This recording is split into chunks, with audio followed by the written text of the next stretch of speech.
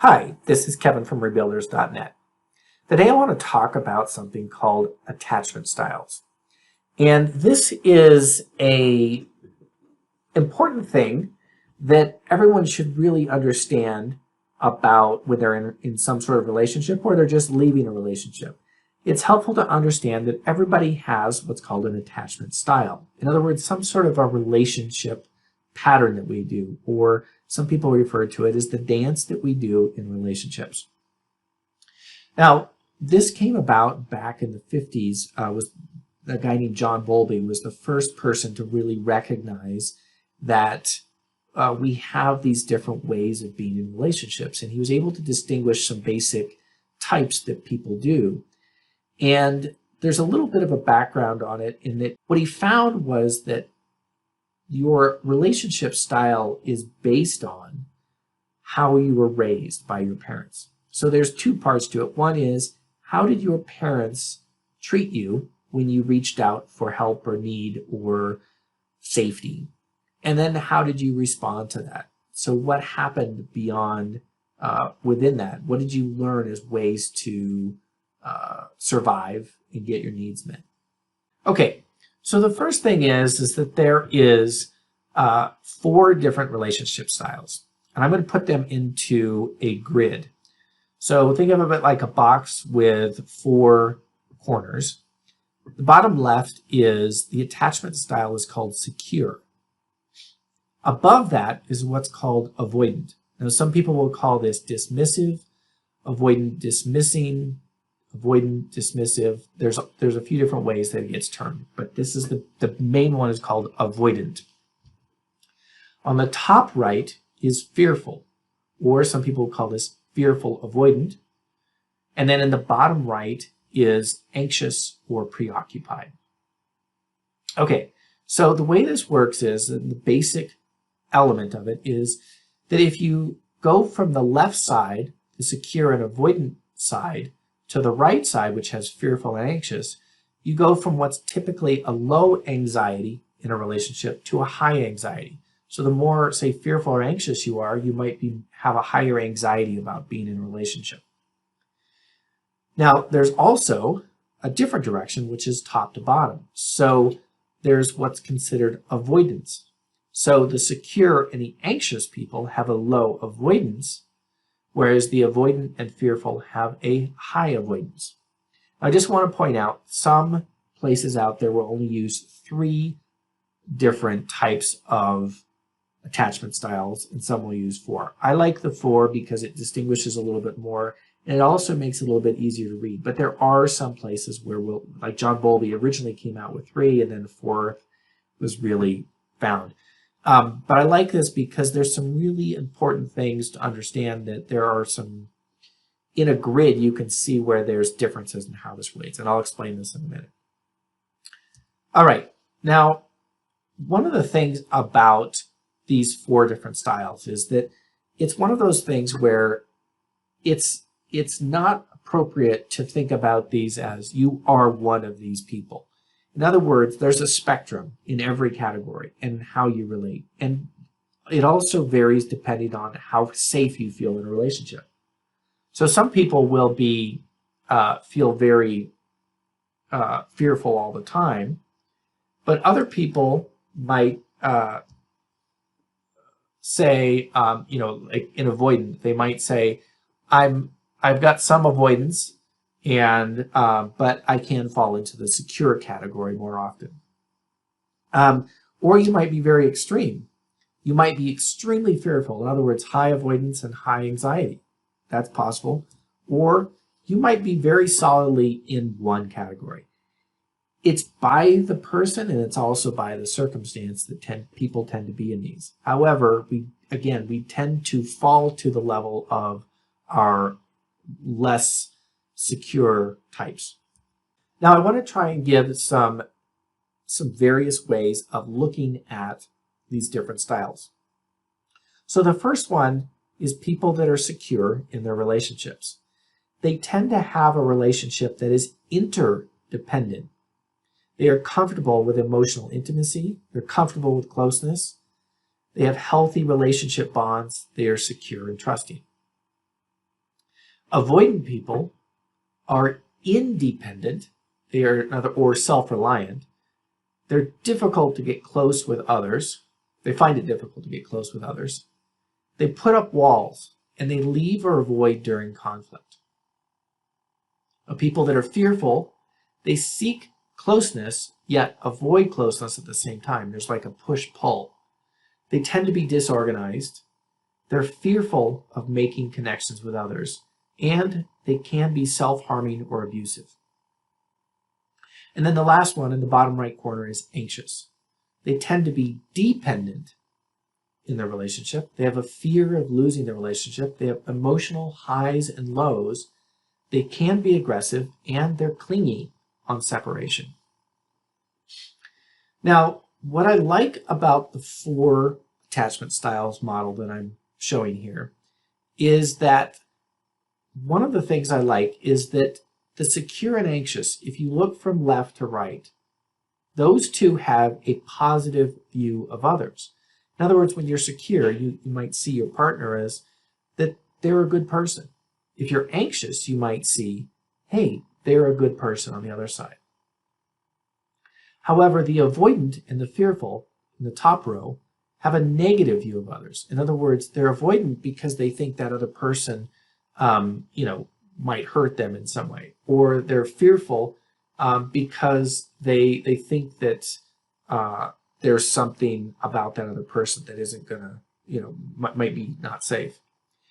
Now, in the same way, if you look at the chart, on the left side, the avoidant and the secure, the two on the left, they have a positive view of their self. So the avoidant says, hey, I'm okay, but it's the other person that's not okay. Whereas the secure says they have a positive view of others and a positive view of themselves. Now, on the right side, fearful and anxious, they both have a negative view of themselves, but the fearful person has a negative view of others and a negative view of themselves, whereas the anxious person has a positive view of others, but a negative view of themselves. Now, these are referred to as the model of other and the model of self. So I like this because it really breaks down that people have different levels of their view of themselves and of others. And that's really important to distinguish that those are two very different things. And it matters in relationships. All right, some other ways that people would describe these is that the person who is secure tends to be warm and caring, trusting and forgiving. They have appropriate conflict when there's a problem. And they manage their emotion well, and they're honest and open. Now, people that are avoidant tend to be more emotionally distant. They prefer individuality. They don't really depend on their partner. They avoid conflict, and they tend to be very logical. Also, people that are fearful, their emotions are messy.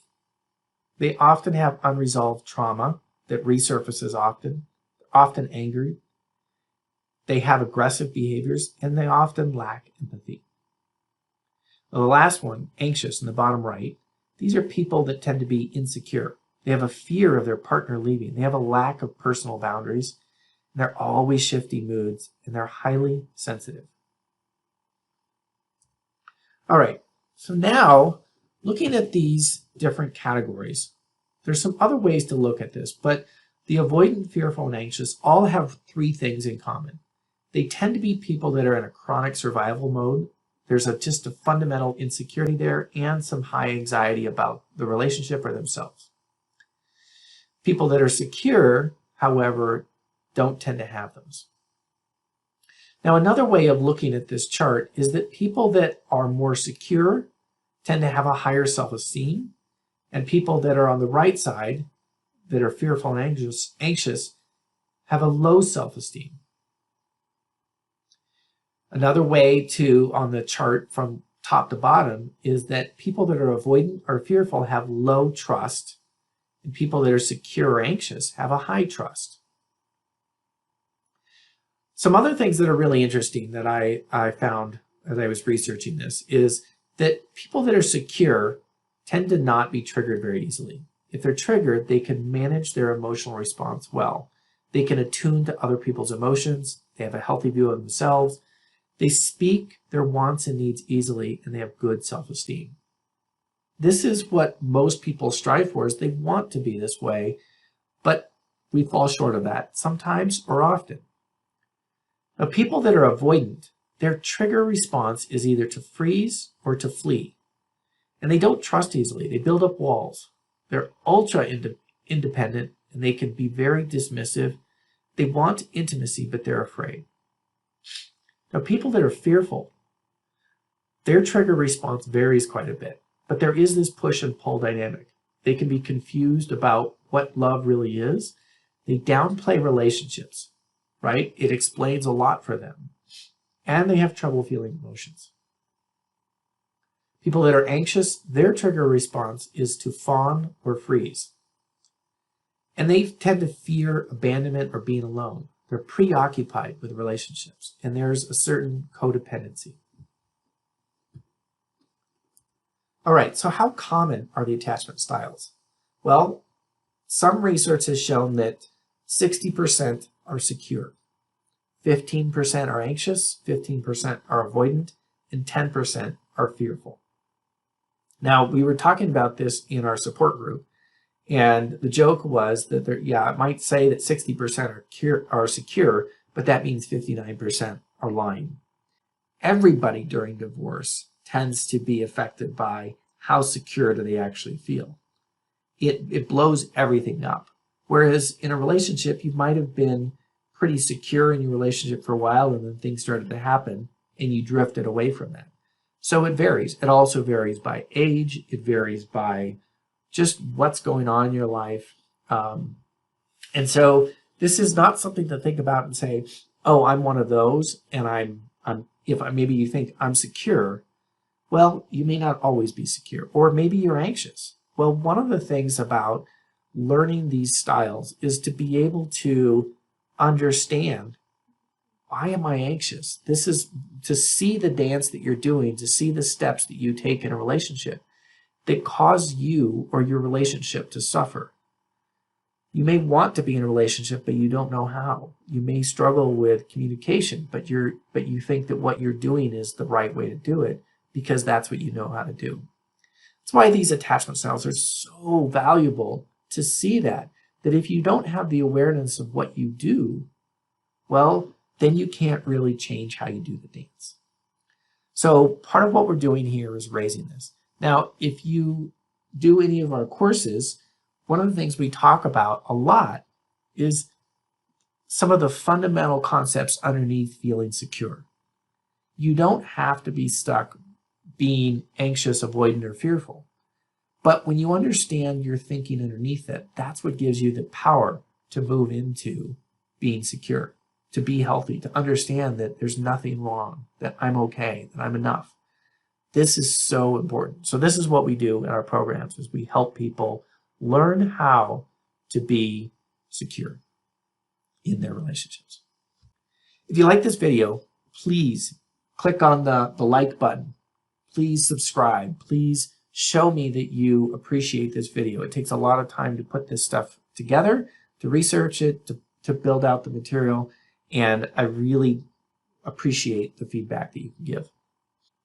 All right, so the last step is, if you want to know more about this, if you want to understand how to do this differently, some other options are 2 books. These 2 books I have read, I have found that are really helpful. The first one is Hold Me Tight, and it's called 7 Conversations for a Lifetime of Love. This is a very heavy book. It's hard to read. It is intense, and yet it is really, really good. So if you're a person that can really sit down and absorb some intense information and really understanding things, this book can change your life and your relationship. It's amazing. She is the developer of something called Emotionally Focused Couple Therapy. And so this is a program that's been built around the attachment theory and how do we do things. And it's really good. It takes a lot of work to do this, but she really is considered one of the best people for taking that and running with what Dr. John Bowlby came up with years ago. Now, the other book here is Wired for Love. This is by Stan Tatkin. And this is a little bit more talking about your attachment style, but he puts it in a little bit more friendly terms and helps you understand how relationships work. I highly recommend it. It's well done and it's fun to read. And it does do some different things around giving you some rules for relationships around how do we do this in a way that works for you and in your relationship. Because there's a lot of things in here that we don't think about of maybe we, for example, we gossip about someone else or our partner and we don't really talk to them about it. So there's some rules that help you learn how to be more secure in your relationships and how to understand where your tendencies lie. So it's really good. I recommend both of those books as also for learning more. If you enjoyed this video, again, please like, subscribe, and hit the bell. Take care. Good luck. Bye-bye.